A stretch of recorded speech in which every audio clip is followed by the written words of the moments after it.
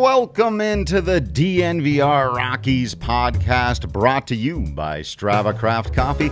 Remember to use the promo code DNVR25. You'll get 25% off your entire purchase of that CBD-infused, deliciously rich, and potentially life-altering Strava Craft Coffee. I promise you, powering me strong on this early morning. Of course, I'm your host, Drew Creasman, managing editor of DNVR Rockies. With me in studio is beat writer Patrick Lyons, and we have got a big day of fun baseball ahead of us to break down with the Home Run Derby coming up. We'll have some predictions, take a look at the DraftKings Sportsbook odds, get you updates on all of that.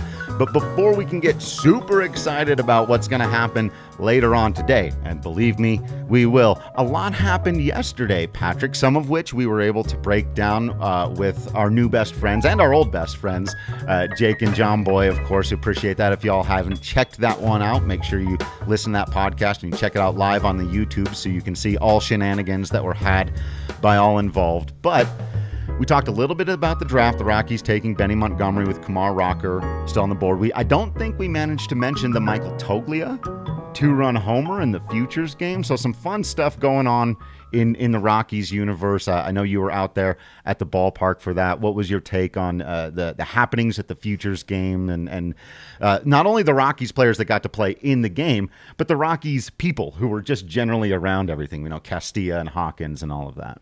And Rockies people behind the scenes, right? Our friends that we have in the DNVR community.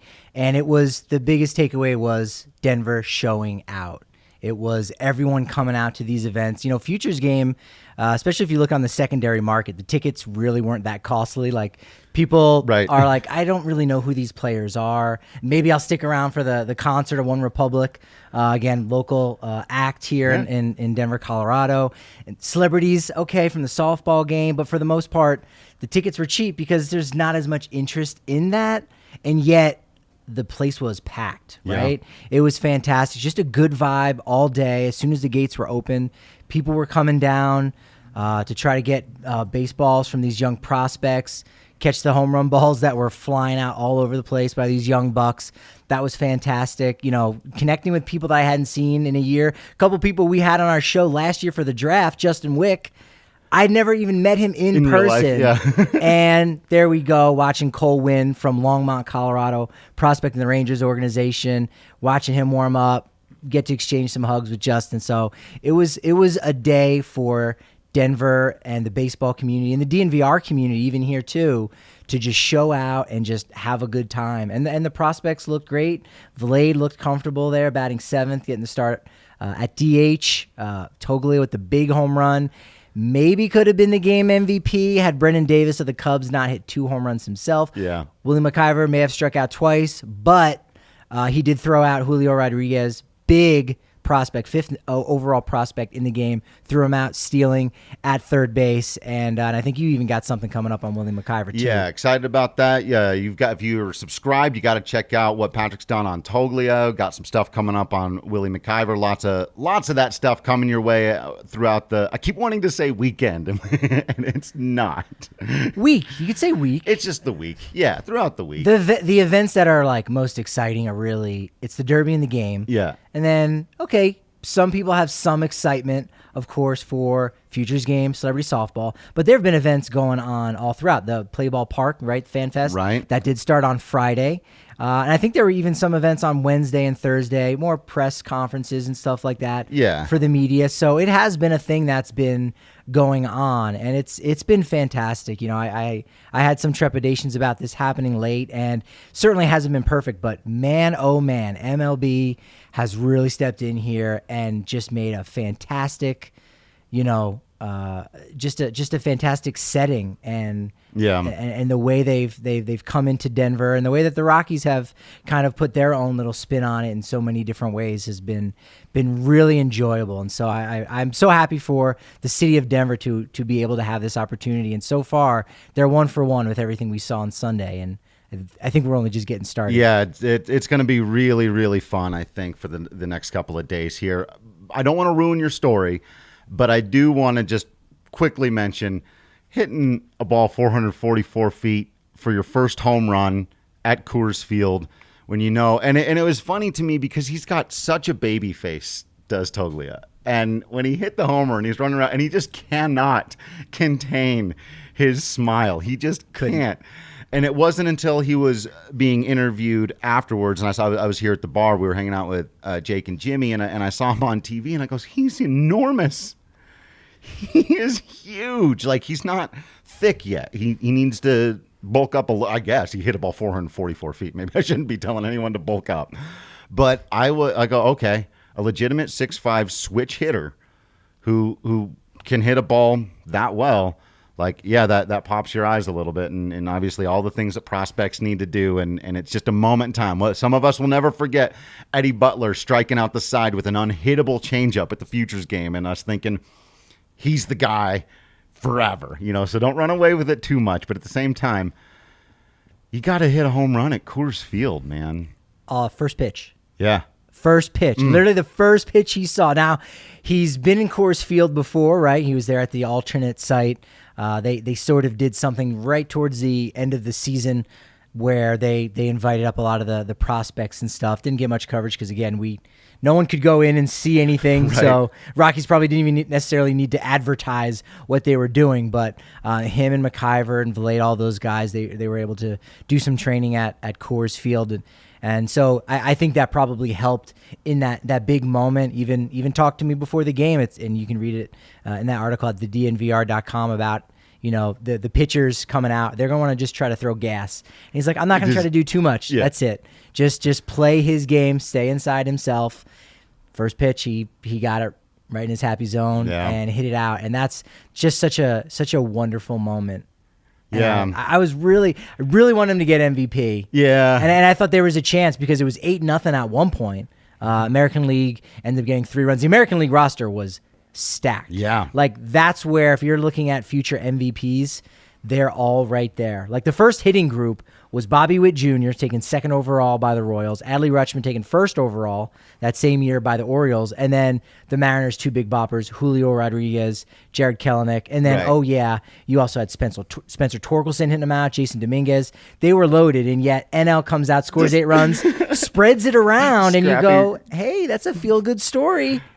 The first pitch from the Rockies guy, and it was Cubs spoiled it. It's going to be, I think we're going to have a bit of that. It's going to be like, so Trevor Story will come in 2nd or 3rd in the home run. Like he'll show out, but not win it. You'll take that. And you'll take that. And like Marquez will like be in the running, but then, he'll have a really nice inning or two, but then the American League will win the game, so he can't be MVP or something, right? He doesn't start, but like he's the second pitcher. Yeah. Does better than the starter, right? Throws two innings. Yeah.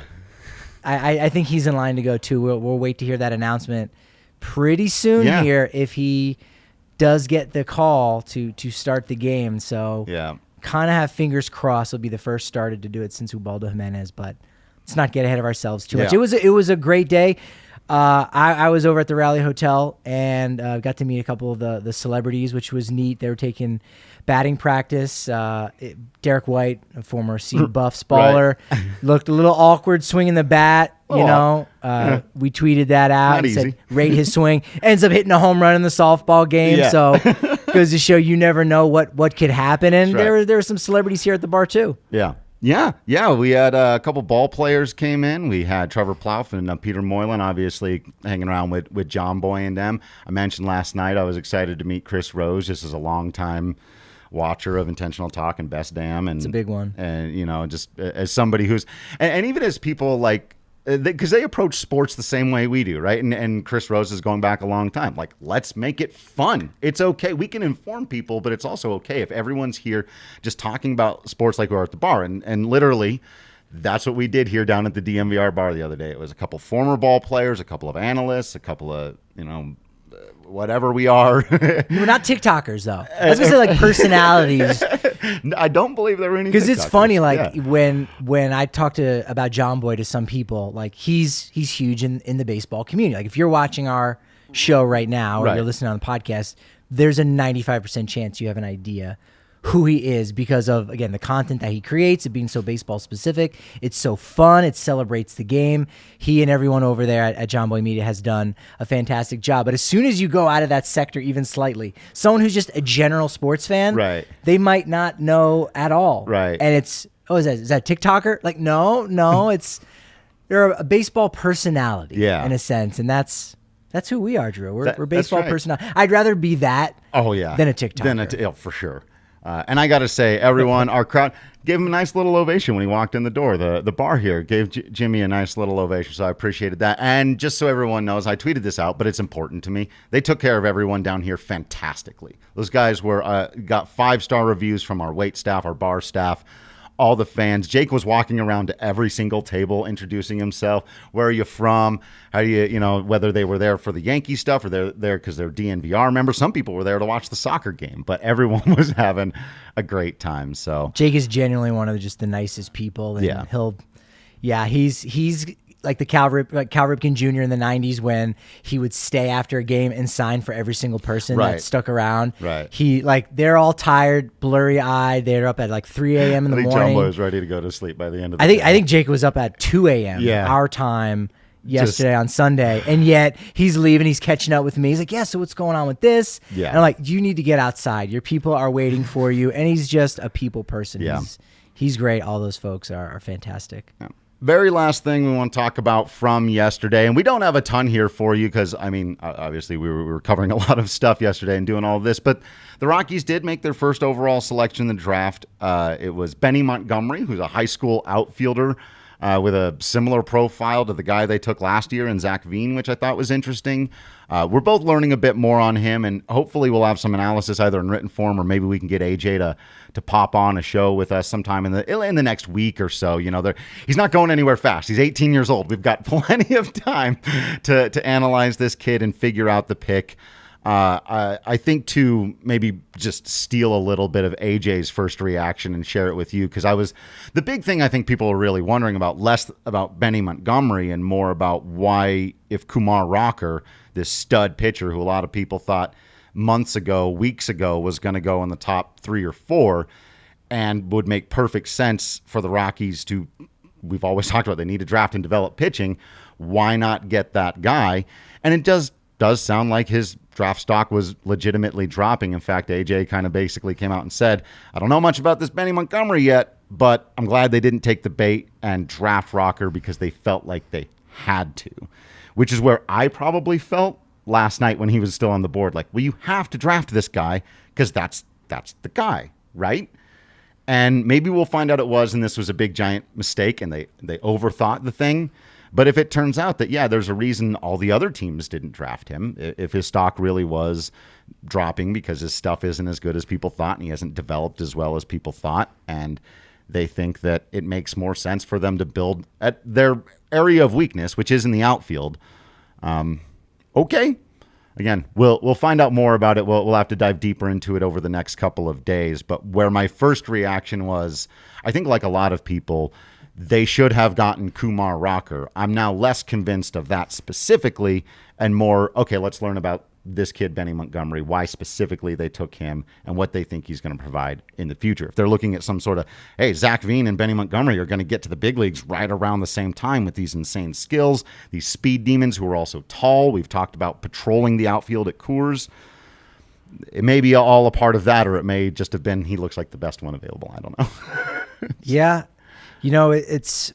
And there's the underslot part of it. I know you talk about that a little bit. Yeah, too, touched on it. I mean, I think I would rather them have gone with Rocker, but man, with baseball, it just takes so long for talent to develop. And Jimmy talked about it a little bit yesterday. Are the Rockies going to win in 2022?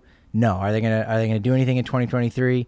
No, probably not. And so you've got like this window of contention, so to speak, right? Or to give yourself the best chance. Nothing's guaranteed, but you've got this potential, right? And Kumar Rocker is going to be a little bit more ready. He's going to be at the majors a little bit quicker than a high school outfielder, right? Who's got great barrel speed, the highest in the class. So you go, well, you don't necessarily need a guy to go that quick. I think that's one of the reasons why they passed on Reed Detmers at the 9 last year, where he was going to be a little bit more ready. Garrett Crochet, you see him up at the White Sox bullpen. You go, oh, man, the Rockies could have had him. And what?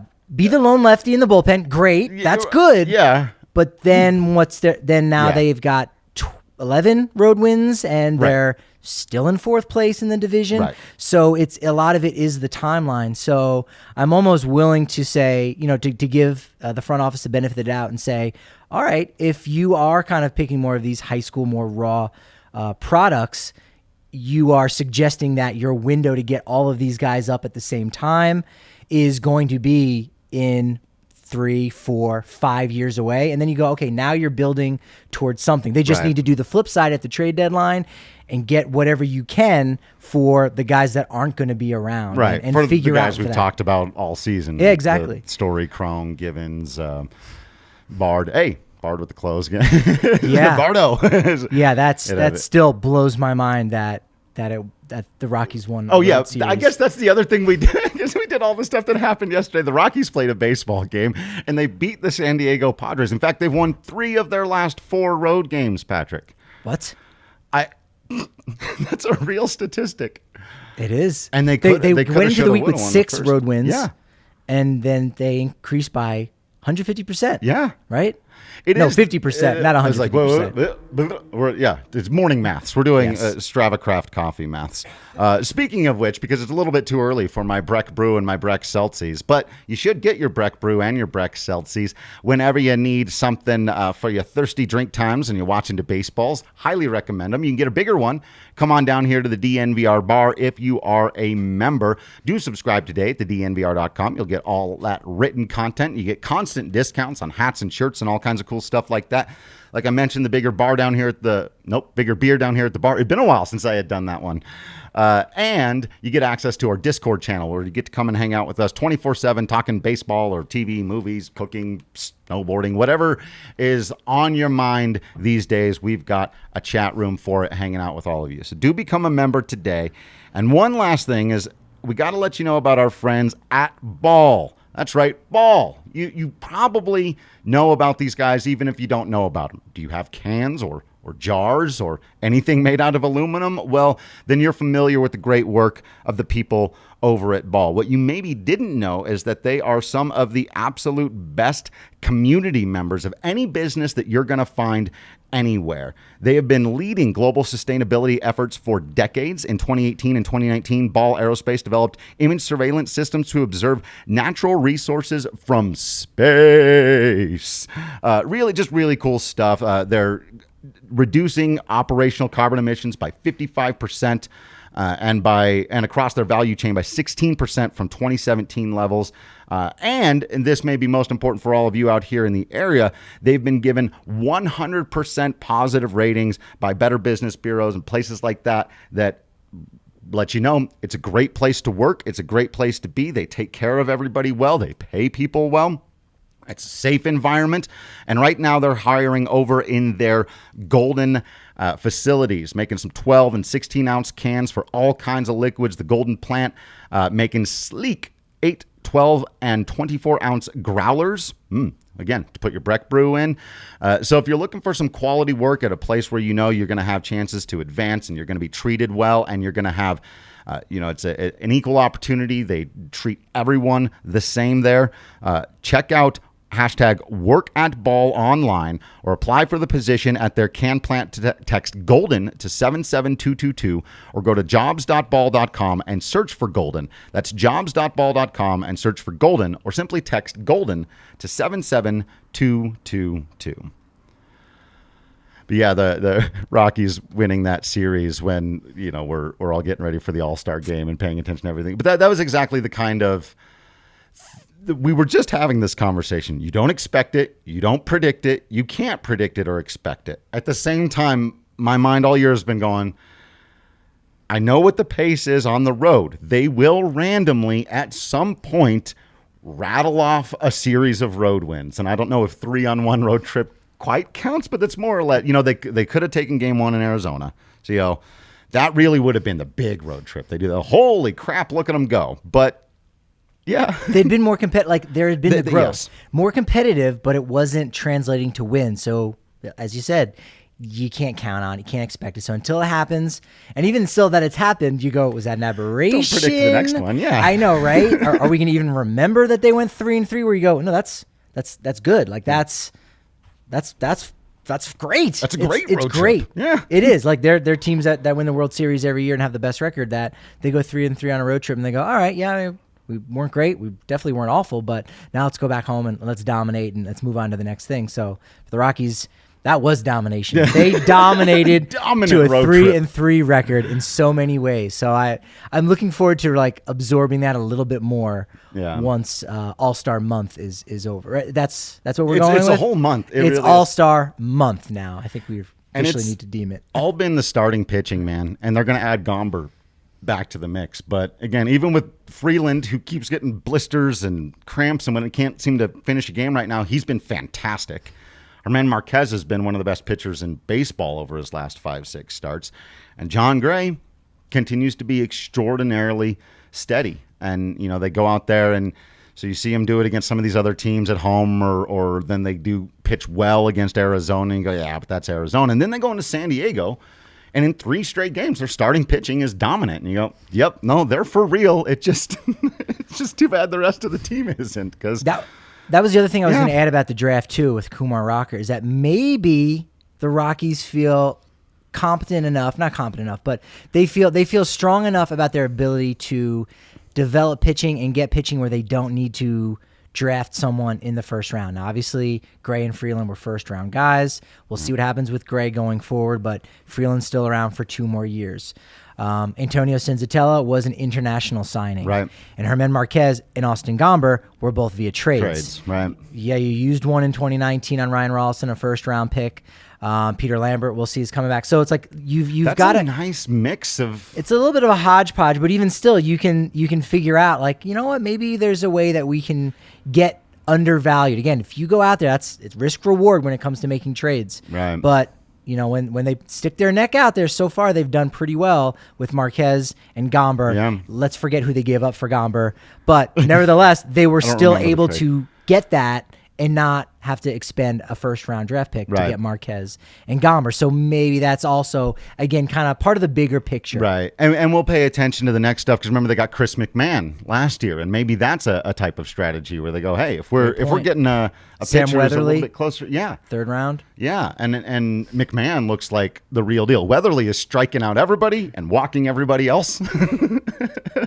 But I'm okay with that for now. He's pretty raw. But Chris McMahon is starting to get me excited at the minor league level as well. So yeah, I like that. And we'll watch the rest of the draft today if they take, you know, some college pitchers maybe a little bit later on or something like that. Be very, very fascinating. All right, Patrick, let's hop on the DraftKings Sportsbook app. You know it, you love it, folks. Get on your DraftKings Sportsbook app if you haven't yet. I don't think we have the updated read for whatever the promo is this week, so I'm going to do that part of it throughout the rest of the week whenever Lindsay has done that. It's not pick a guy to hit a home run in the Derby, and if he does, you win $4 billion.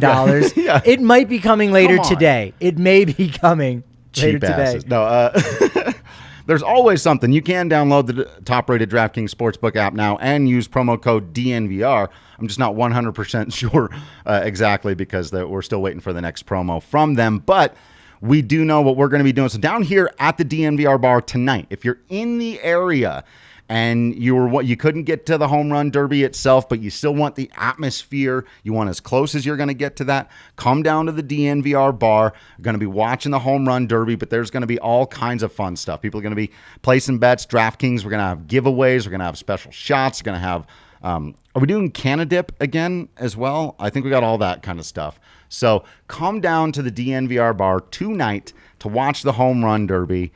And Patrick, as we would have guessed, as you know, and this is the public narrative as it goes, Shohei Ohtani is the favorite at plus 250 to win the home run derby.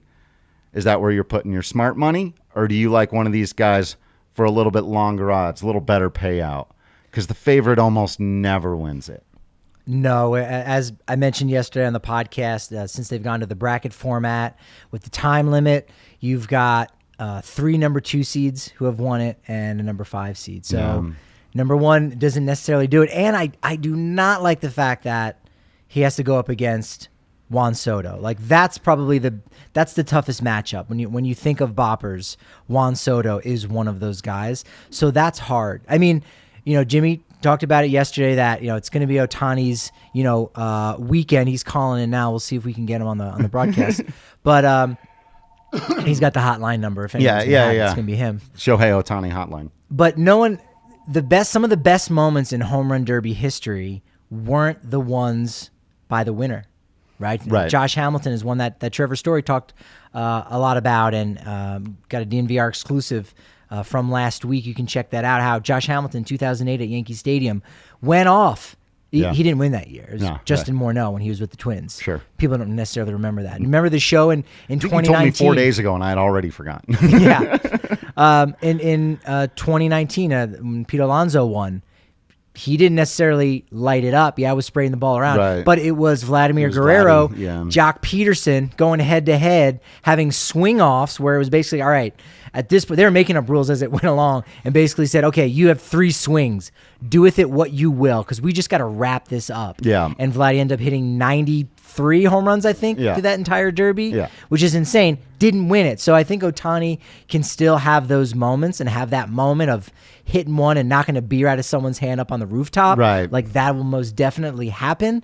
But does he win? Because of the matchup with Soto, I would avoid that just for the payout. Yeah. I just don't think that that's the value pick there. I am worried about that. So Soto is at plus 800 as one of the longer odds, maybe one of the best. So the guys at the back end of the bracket, right? Soto, Story are both at plus 800. And then the longest odds, Salvador Perez at plus 1,000, and Trey Mancini, the longest odds, at plus 1,400, if you're expecting a total spoiler there. But Soto, I think of those guys in the final. Story obviously has the great Story. And that could always happen, the familiarity. I think placing a couple of units on Trevor Story makes some sense. I think if you're not counting on those narrative things like you just talked about, if there's an upset there, Soto could be the guy who kind of messes up everyone's Ohtani narrative, right? And kind of immediately jumps out and goes, hey, I'm really good at hitting home runs, and people seem to have forgotten that. So what do you like for those guys in the final 4, or the back 4, I should say? Any of them stand out to you? I mean, it's going to be Soto and Story. But again, because everything I just said about Ohtani not winning is the same thing for Soto, where I think both those guys have to expend so much energy in the first round, and there's usually always one of those matchups that are so exciting, like, wow, this derby's fantastic, so cool, and then it reaches its pinnacle kind of right there in the middle before we get to the winner. So I think those two guys, whoever wins the Alonso Salvi Perez matchup, it'll be Pete Alonso, I think. Yeah. Although Salvador Perez, 21 home runs going into the break. I think only the second catcher to ever have that many, behind Gary Sanchez and Javi Lopez. So he's a bopper. He can do it. He's not a hometown hero, but I guess for a lot of American League fans here in the city, they're gonna be pulling for him. Yeah. They also have his batting gloves for sale, like the literal batting gloves. You can go, made by Franklin. Oh, really? And like that he designed, and it's got his initials on it, and so. Like you can only buy them at Play Ball Park. You can only buy them at All-Star events, and it's like the exact size. So it's like right off the press. They don't make them in different sizes. And hey, do you want to have a batting glove that's like his? No, it's his. It's his. They just print so many. Francisco Lindor is a size medium. Yeah. Salvador Perez, extra large. Yeah. Man's got some big mitts. Big. But so does Alonso. So I think Alonso wins that matchup, and beats the winner of Ohtani and Soto. So. Trevor Story would be the pick, I think, there from the back end. But so do you have Alonso winning the whole thing though? Is that your pick then? No. Okay.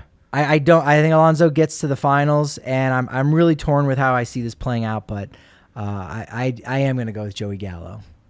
And again, as I've said numerous times this year, and I like being proved wrong, because I said that Rockies would get swept. You did. That's right. Swept. Yeah. You got to predict that. 1, 2 out of 3. Yeah, I'm happy. Apparently. Also, asterisk, that's a way that you can win. Double. Oh, yeah.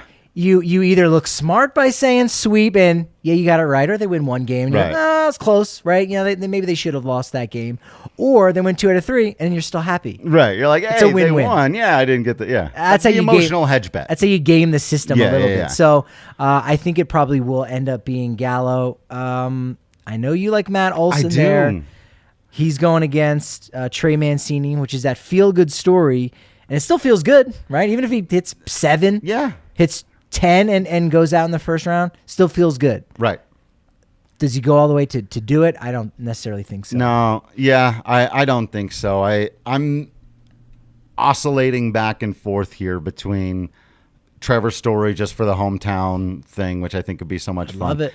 And Matt Olson, who I think is the guy who's the best slugger of it. It's kind of, you mentioned kind of about Salvador Perez, where people aren't really thinking of him in that way, right? And I think that's unfortunate, and I hope people will come to understand over the next several hours here that Salvador Perez is awesome, and he's been one of the coolest members of Major League Baseball. As you know, I've wanted the Rockies to trade for him every offseason for 5 years, but I think Matt Olson's my guy. I think I got to stick with Olson. I think he's just flying too under the radar for a guy that has the kind of pop that he does. And I think he can still provide you with a great deal of excitement that people weren't necessarily expecting. I think they're expecting it from Joey Gallo and Juan Soto and Shohei Ohtani. And I think there are going to be some people that go, holy crap, this Matt Olson guy is something else. Yeah, he's in the back end of favorites. And I don't think he is a favorite. Like, you're right. Yeah, he's like in you're that saying, middle. top half. He's 4th according to DraftKings Sportsbook. Right. But you're right. I think he could surprise, because since I think the date was like August 17th, 2017, only 3 players have hit more home runs in MLB than him. Nelson Cruz, JD Martinez, Eugenio Suarez, and then 4th you have Matt Olson. Yeah. So I know he plays in Oakland late at night when a lot of America is sleeping at that point, but don't literally sleep on this guy. That could be an interesting one. Love to see that Gallo Olson matchup. Love to see Ohtani Alonso matchup. Yeah, that would be fantastic. I mean, I think it would be. I think the perfect, if you went away from predictions and you just had your perfect bracket, would it be Ohtani Gallo? I mean, I guess here in town, Ohtani Story. It'd be nice to have Ohtani Story as the final, yeah. From a local perspective, I think that's the most fun. And maybe even from a national one, from a narrative perspective, right? You've got the hometown guy who we all know is an all-star caliber player, but he didn't get in the all-star game this year, not having the best season of his career, probably his last couple of weeks as a member of the Colorado Rockies. So to see him go out on a big moment like that, I think would be really cool to have the crowd, the capacity crowd, really pull for him in a big moment, and also to have those two things come to a head where like the hometown crowd would get so behind Story in that moment, but also Shohei Ohtani is the best thing in baseball right now. Hands down. He just is. He's just the best thing, maybe in the world. He's just the best thing that's happening anywhere. And so I think that would be great, just to be like, well, we want to see this guy continue to be a thing we can't believe we're seeing right in front of our eyes, but we also want this thing for our guy. Like, I'd love to see that finale. And any of those things play out, it's great. Any of those play out. Like, that's the beauty of this, is that there's no losers. Like, you go, Salvador Perez, how would that be? Again, Kansas City, we know the relationship with this state and Kansas City essentially being the closest team, until the Rockies came about in '93. But that would be another little feather in Ohtani's cap if he gets that, and you could see the headlines where all the conversation with him and Babe Ruth, and say, okay, fine, Babe Ruth, the American Shohei Ohtani. There you go. There it is. Why not? Like, let's go all out if that's going to be the case. So it's the reason I would love to see Ohtani Gallo is just for the rooftop. Like, just see how many of those balls get up there, and secretly to see if he could hit someone's laptop. Right. Where we're sitting in section 207, the auxiliary press box, which we're like way far in the back. So I think it's literally impossible. You'd almost have to hit a line drive. You have to stay right It's through continuing there, to rise, so it's possible. And this is one of the bets too, right? So I guess we have to pick our winners. So I said Gallo. I'll take Olson. Okay. I'll take Olsen. Yeah. Yeah. That'll be good. Yeah. I'll throw down a unit on Olsen on the DraftKings. That'll pay out nicely. Absolutely will. And then you got the longest home run. Who's the longest one? That's the one, again, that I think is going to be interesting because I'm not convinced it will necessarily be Ohtani, and that's part of why my logic led me down the Olsen path. So I could double down on him and say, because I think it's going to be him or Gallo. I think Matt Olson or Joey Gallo will hit the longest one. And Olsen's a good payout on that because he's plus 700. He's fifth. Story's actually fourth. Interesting. And he can't hit it. He can't hit the ball very, very far. Yeah. We know this. So that would actually be interesting to see him do that. So, yeah, Gallo, Ohtani, Alonso, Story, Olsen is fifth, Soto, Salvador Perez, Trey Mancini is the farthest one out. So, it'd be nice to see Story, Olsen. You're definitely getting value on that. Yeah. I think Juan Soto has a shot. I do think there's a slight actual advantage for right-handers to hit the ball farther because in right field, stuff gets in the way. You can hit the ball just as hard, but you're going to run into the first deck or the second deck or the party deck. And even if you hit the ball into the party deck at the right angle, it can be like 480 feet, 490 feet, even up into that third deck because the deck gets in the way. But with the way left field is structured, it oftentimes doesn't look like it. People think the home runs into the third deck were hit farther than the ones that get just like 15 rows deep in left center field, like the ball that Toglia hit, which went 444 feet, even though it didn't look like it got out by that much. The ball that Trevor Story hit that went 505 feet, but then didn't because they decided it hadn't gone quite that far. Remember, that was to left field, up over the concourse. So I think there's a little bit more space back there where there's just, the ball won't run into an obstacle. It literally has the potential to travel farther if you're going to left or to center field. Yeah, I had a list up of the 10 furthest balls hit at Coors Field, and to what you say, there definitely could be some evidence to that because most of the top 10 home runs were hit by right-handed hitters. Yeah. You only have Larry Walker tied for fifth, and 2 by Bonds. The other 7 are, and again, there's more right-handed hitters than left-handed hitters. Sure. But still, talk with Jason Hirsch down in the field before the Futures game. He was there doing some of the beta testing for all the technology and stuff for the baseball. And now I think in the past, for safety reasons, they have to make sure that the ball touches down before they throw another one. Right. So it's not like, there's a real high one and there's some kid out in right field waiting for the ball to come down and then a line drive. Yeah, right. But he said that the technology can track 2 or 3 balls in the air at the same time. Almost an impossibility for 3. Yeah, right. But 2, so that would be interesting if they can kind of pump the numbers up a little bit in that capacity. Yeah. And if they're able to do that. But I think for safety purposes, you almost have to wait at least a little bit. Yeah. And he did say if it's a close call, and this one doesn't necessarily make sense at all, he said that one of the reasons in the past that they've done that, or they may even do that this year, is because they want the umpires for ruling if it was a home run or not. Oh, we've got technology. We don't need to hold on. I need to see. It's close. It's close. Let's wait. Is it actually going to go over or not? That doesn't jibe. So, again, who knows exactly what MLB is thinking on that. But that is an interesting prediction about the right-handed hitters maybe having that advantage for it to go a little bit further. There's 4 righties and 4 lefties. Good matchup. There's 5 American League hitters, 3 National League hitters, because you can also, I think, on the DraftKings Sportsbook, pick a league to hit the most home runs. I think that might be an option that's out there. Go again, American that way. Yeah, that's if you got more guys. You got more guys, and you got Soto going against the number 1 seed, Ohtani. Right. You got Story going against the number 2 seed in Gallo. Right. And then Alonso is okay, but again, that's 1 versus most of the favorites that you have going on there. So that's a tough one. And looking at this list of pitchers who have given up the 10 farthest home runs, it'll be interesting to see if any of them are throwing to these guys. Yeah. We already know Story will have Mike Redmond pitching to him in the Derby. So it is a little disappointment that podcast favorite Johan Fland will not be making his return. That's too bad. That is a bummer. He was great at giving up home runs. But maybe somebody else brings him in, right? You never know. We talked yesterday about who's going to be the guy that throws you batting practice. Maybe Fland comes in for someone. I do think I'm probably wrong about this. Did Darren Holmes throw Charlie I don't know who threw to Charlie, but you could have had a situation if you had Darren Holmes go out there, because Holmey has given up some of the longest home runs. That Mike Piazza home run. The Mike Piazza home run, one of the longest in Coors Field history, right? And he was obviously a Rockies pitching coach there for a little while. So they actually had that opportunity to say, hey, man, you've served up some long ones.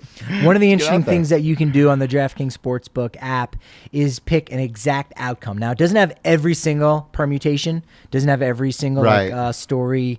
Well, I was going to say Mancini, but they're on the same side of the bracket. But Story, Perez, but you can go exactly that. So I've got Joey Gallo over Pete Alonso, and that's like the 6th favorite. But that's plus 1605. Oh, wow. So even if you threw a $1 bet down, you're going to win 16. Yeah. Like, that's not bad. So you've got Matt Olson over...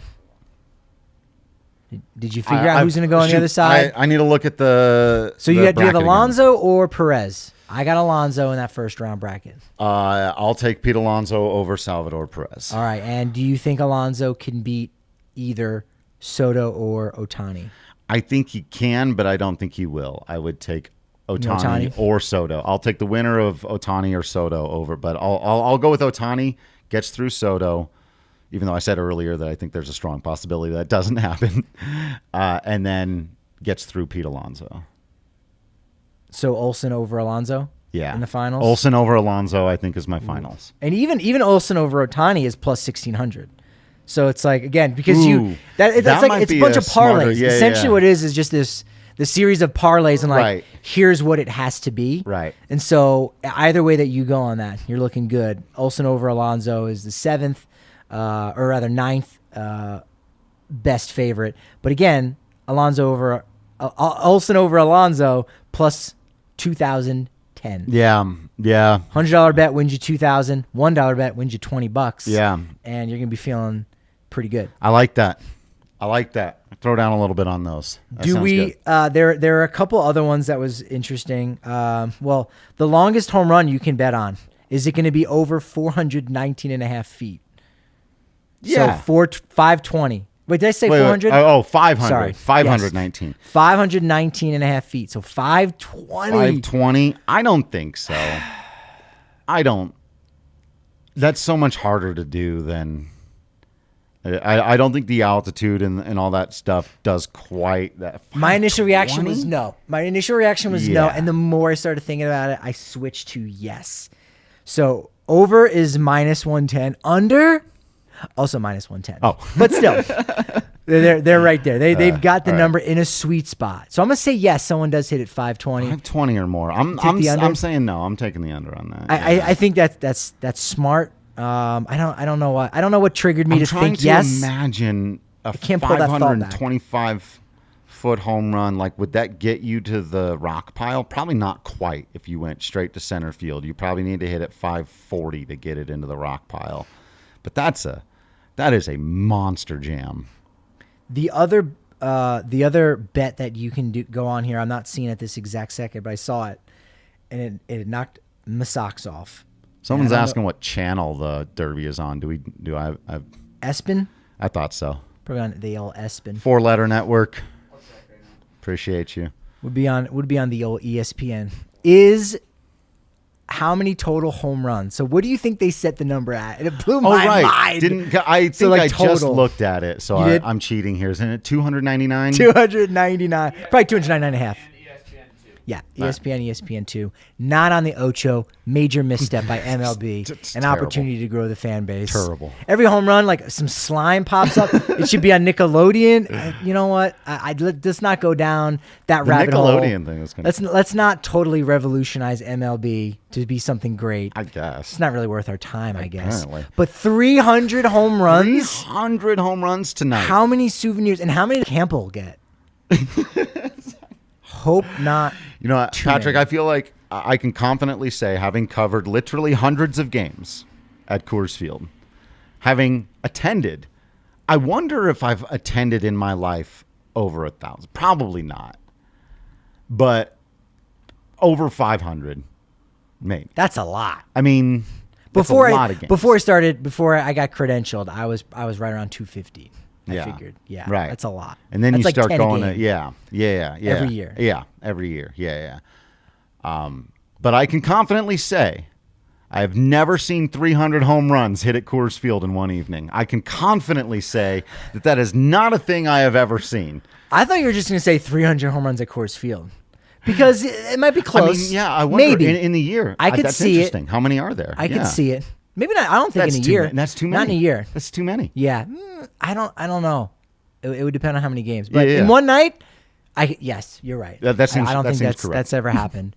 Yeah, that'll be amazing. And I was talking with an usher too about how many baseballs he's in the second deck. He's in the 200s in right field. And we just got to talking about how many baseballs will come up there. And he says typically 6 to 8 in the regular season, right? So one every 10 games, maybe a little bit more. And he said this year there were like maybe 2. Yeah. So this year's baseball, and there's a lot less being put in play. So this year's baseball in general is a little bit sapped, right? It's that mush ball. Right. Which is making me rethink this 520 number. They said no humidor. I think they're using different baseballs today. I really hope they went back to those 2019 baseballs, because otherwise that's going to be disappointing tonight. Dude's hitting mush balls and dying on the warning track. One last one for you here, and I don't think DraftKings has a bet on this, but how many home runs on the evening will be stolen away by the ghost of Jeff Bridich and the Bridich barrier? That is such a great question. The real question is, I put the over under at like 7.5. Does it get trending on Twitter? Right. Like is hashtag Bridich and like, trending now, and like, what is this? Like, who did this? Yeah. And then maybe we shouldn't celebrate it, but maybe the rest of the world takes notice of what happened in the previous administration, and they're like, what? Okay, I don't like this guy now, and I didn't have to even experience him for my team. It would be super ironic because the barrier is actually one of the best things he did for the organization. It's frustrating when your guy hits one into the barrier. I think it's helped the pitchers, but I will, and I'm sorry, but I will laugh my ass off if, for example, Shohei Ohtani needs one more home run to win, and he hits a ball 120 miles an hour into the Bridich barrier. You are just a sinister, screaming rope line drive that would have gone out anywhere, but this tall fence because our ballpark is dumb. And I love your take. Just, that is the take of the show. Yeah, how many will that steal away? It's a non-factor, I think, in the regular season. Like, you don't think about it anymore. Totally. You just go, oh yeah, what? It's like the rooftop that hasn't always been there, right? That the party deck hasn't always been there. It was just an upper deck, until 2014.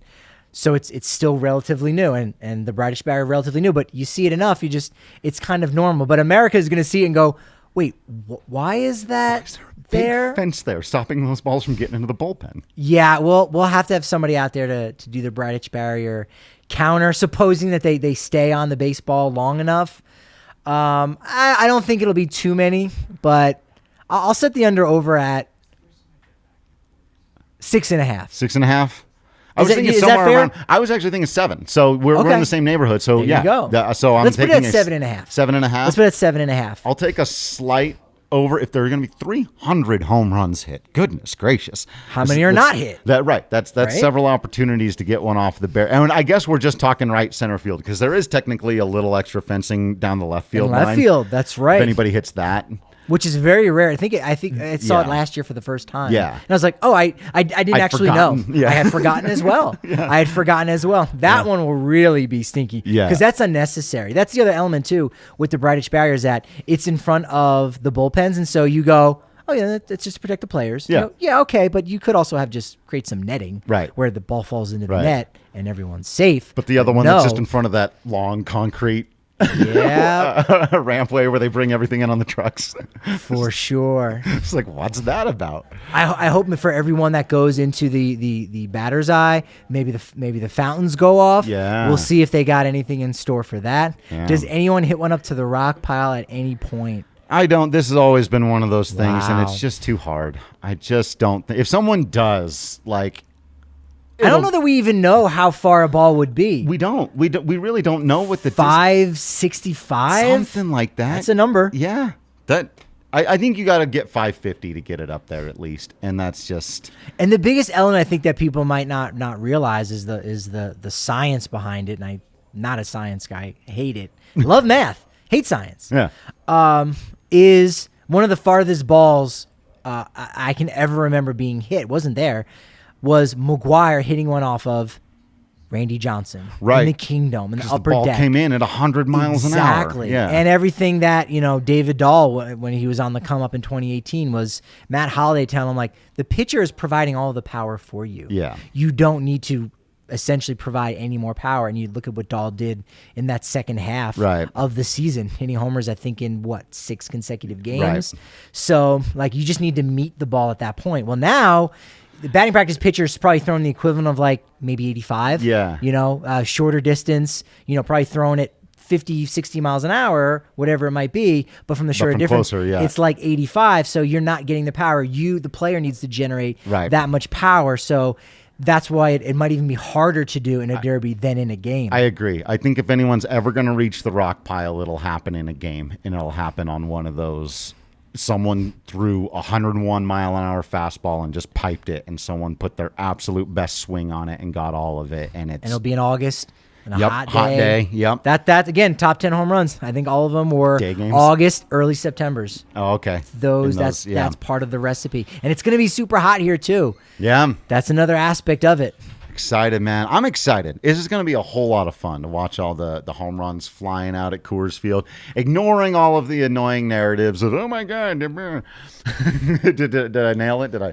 But yeah, if you're coming out to the game, we'll call it the Derby, take some pictures, hit us up on social media, show us that you're having some fun out there, share in our Discord if you're a member, and if you don't have an opportunity to get out there, do come down here to the DNVR bar again. Lots and lots of fun stuff going on this evening for you. Patrick and I are going to be down at the ballpark, of course, bringing you all the news straight from there, so you want to make sure that you're subscribe to the DNVR.com so you get all the written content. You're following us on social media because there's all kinds of pictures and video and kind of fun things coming out. Yeah, tag us too. If you're at the Derby, or even if you're just at Play Ball Park, right? That's another thing. Everyone might be focused on that, but if you're over there at a certain point, it's kind of like dead, and you get those opportunities to meet Andre Dawson, Tim Raines, Raleigh Fingers, Bert Campaneris, all these Hall of Fame players.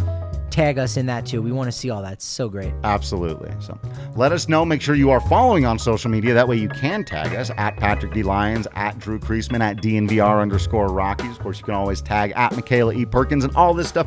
Really appreciate you all for continuing to be the absolute best baseball fans out there. We can only promise to continue being absolutely Patrick Lyons and Drew Creasman and Tech Boy Kel Sorbo behind the scenes. We appreciate him on this morning in here. And until next time, we will see you at the ballpark.